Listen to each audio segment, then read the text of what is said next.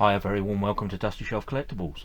Continuing my series on related videos to the Coronation, and what better than to carry on than Loco called Coronation.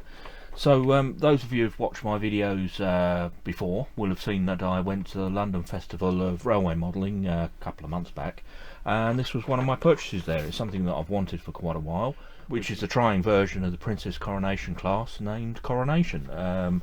I was very lucky to get this. I think I paid about £55 for it, which is really good, I think. Beautiful condition, lovely box, really good. It is model number R864, so it's the very first one. It's from 1970 or probably 1970, 1971. And I do actually have the catalogue here from 1970, and right on very first page it says here new. And you can see the loco there with the new. Does actually have magnetron in it, which is a little bit of a problem because obviously the new track's not being magnetic, but we'll see how we go. But yeah, there's the loco sitting there. I do actually have a price list, and this is from H. Percy, which is in 94 Limpers Street, Southwest 1, London. Don't know if they're still in business. I think the catalogue's from the same place. Indeed it is. And just down the bottom here, R864 462 Coronation class loco with crew and tenor LMS livery, available in the summer. And actually this was finally released in September because as I understand it, they had trouble getting the livery to all line up, so some of it was heat printed and then the rest of it was hand painted, and with this complex livery going around the curves, they were having trouble with it, so it was a late release. So this wasn't particularly new in terms of the Coronation class locos. So for a little while, Hornby 00 had been producing the Duchess of Atholl, which is this. You can see here. This is I think this is a pre-war one. It is a 3-rail, but it just gives the gist of the die-cast body that went into the 2-rail. And this was a step forward in trying to modernise the range, and moved away from the traditional die-cast body into much more plastic. Now, without going too deep into this, because we'll take this over to the bench and have a look at it, this is completely to the wrong scale. So they used the chassis from the Flying Scotsman, which makes this about a centimetre too short, but we'll get into the detail of that in a minute. So let's take this over to the bench, and let's lift it out of the box and have a look at it in detail. Yeah, so as I say, I'd had this on my bucket list for quite some time, and to find one in this condition was really quite special for me. So I just want to jump back to the price list, because I mentioned that it says on here available in the summer, just to give you some idea of the prices, because it's quite interesting. So the Flying Scotsman, which is just above, £5.45 in, well, it would have been in old money in 1970, but £5.45, yeah, quite interesting. Right. So as I say, this was supposed to be available in the summer, and it did come out in September. So the reason this is painted blue, the first 5 Coronation class locos were in fact done in the blue and silver. So Triang followed suit with their first one, which is this. These were released, as I say, released in September with a choice of 3 names and numbers. Now I don't have those. Mine is with the as it came Coronation here, but each of the sets were supplied with a sticker sheet, so you could change the numbers on the locos to different locos. And the idea behind that is you would actually come back and buy more of these without them changing the mold. I don't know whether anybody actually did that. So supplied with Coronation 6220, you also had the alternatives of 6221 Queen Elizabeth, 6222 Queen Mary, or 6224, which was Princess Alexandria. Now, I mentioned in the introduction that to save money, they basically used the carryover Flying Scotsman chassis.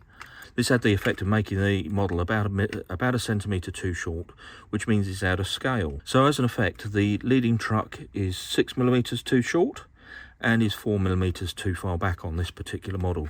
Now, just as an example, if I just bring back into the frame the City of Chester from the previous video, and I put them side by side, you can see, indeed, there is about a centimetre difference.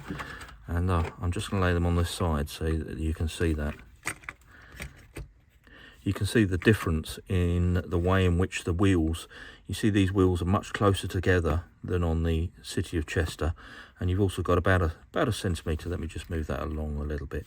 Yeah, it's about a centimetre in the distance there. So you can clearly see that the compromise that Triang made to try and reuse the chassis. I'll just pop that to one side. The other thing to note is the base of the tender. This is, you can see that this is a metal casting here.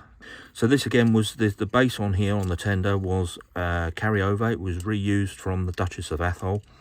And when they went to use this, they'd actually sold the tool to Wren and had to borrow it back off of them to remanufacture the tender, and again in an effort to save money. I do have the instructions here. Let's just have a quick look through those. These are just the operating instructions. I think these were pretty standard. Just tells you how to operate your railway and where your lubrication points are. And then in terms of the engine, let's have a look at it. So, I mean, this one I thought was in beautiful condition considering its age. You know, as I say, 1970. So yeah, it's just a really plasticky body, a little bit of detail in the cab.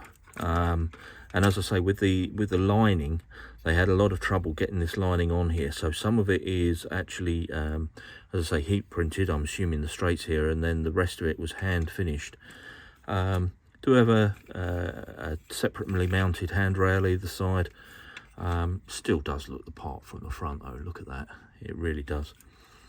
And yeah, not a great deal of detail. Very different to if I just bring back in the City of Chester, you know, the detail that's on the modern Hornby. If I put them side by side, you know, there is a marked difference, but still both stunning locos, absolutely amazing. Yeah. So this was actually, like I say, released in September of 1970, and then the following year in 1971 this was re-released again, actually in the red and gold. I don't have that model, but yeah, this same moulding was all used again. And as I say, released with the red colour. In terms of the connection onto the tender, very, very crude, as you can see. But we still do get the streamlining running past the back end of the tender, which is quite a nice touch. And the tender's got quite a nice weight to it because of the metal chassis, so yeah, quite good. But overall, I was chuffed to bits. This one I've wanted for a while, and obviously with it retaining its name of Coronation, I thought it was quite apt for this sort of build up to this weekend's event. And that's over to the side so you can see it. Now, in addition to the loco, I do have a carriage. Now, I've not managed to date this carriage, but given the plastic wheels on it and the way in which the bogies are attached, I think this is probably a similar sort of age to the engine. You know, you can see there's a little bit of warpage in the chassis as well, which is a telltale sign. So I'm guessing this is probably about 1970s. Now, I don't know whether these features, the springs and things on the bogies either end came like that, or whether somebody's actually picked those features out. I really don't know, because obviously this has got a long and checkered history.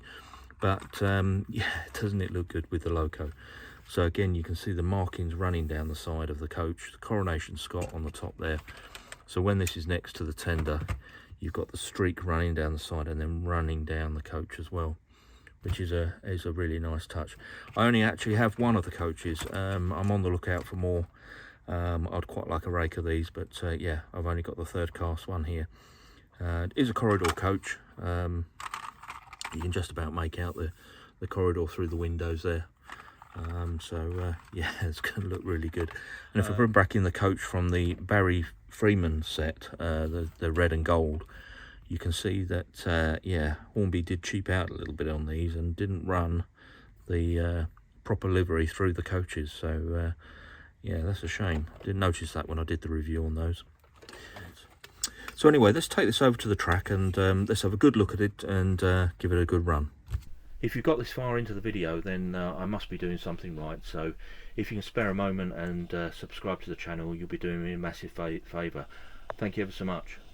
So I'm just going to repeat a couple of little bits from my previous video. So the Coronation class of locos were built for the LMS, the London, Midland and Scottish Railway, designed by William Stanier. And they ran express passenger services from London to Glasgow, including the Royal Scot and the Coronation Scot. 39 were produced in total, and only 3 have made it into preservation. Right, let me try and clarify the confusion over the names. So the Princess Royals were the original Stanier design, and the Coronation, Princess Coronation class, were a slightly larger and slightly more powerful variant. So the Coronation class were officially known as the Princess Coronation class. They were then referred to as Coronations. The Princess Royals were already known as the Princesses, so the non-stream version of the Princess Coronation class were generally known as Duchesses. So I hope that's clear and I haven't confused you even more. So we've got three types of loco here. We've got the Princess Coronation class, which is what we're looking at here. We've got its predecessor, which is the Princess Royal, and then we've got the non-streamlined version, which is generally referred to as the Duchesses. So number 6220 Coronation was a bit of a celebrity in its own time. It held the British steam record between 1937 and 1938 at 114 miles an hour.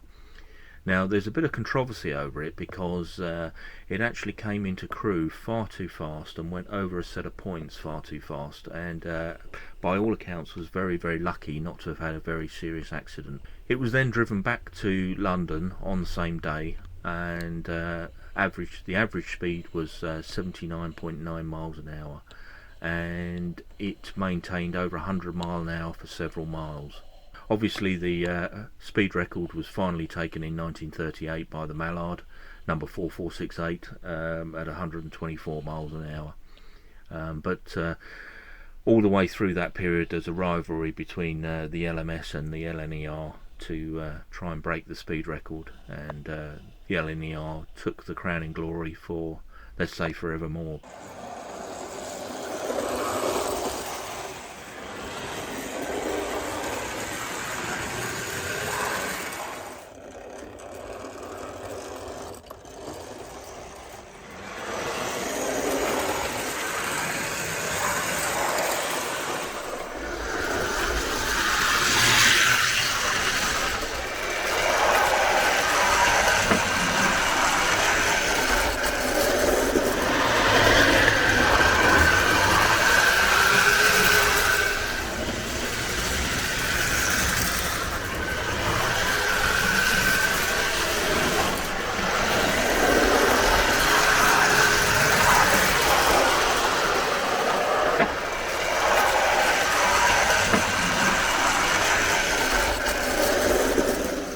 So there you go. I know it's very similar to the video I did before on the Barry Freeman set, another Coronation class, but this one is actually called Coronation, and I thought it was apt just to do this on the day of the Coronation. As I say, I've wanted this one for a while. It's kind of got this kind of legendary status in the fact that it is too short and it isn't to the right scale and everything else. And to actually, for me, I was so pleased to find one lovely in a box. It's really, you know, one of those ones that was on my bucket list to add to the collection, so I was really pleased.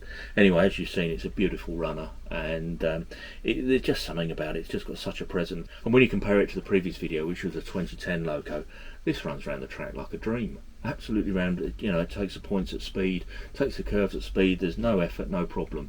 And yet the 2010 loco is just struggles even on the slightest straight. So yeah, anyway, we'll leave that one there. If you haven't subscribed, please do. There's plenty more to come. I hope you've enjoyed that one, and thank you ever so much for watching, and I'll catch you on the next one.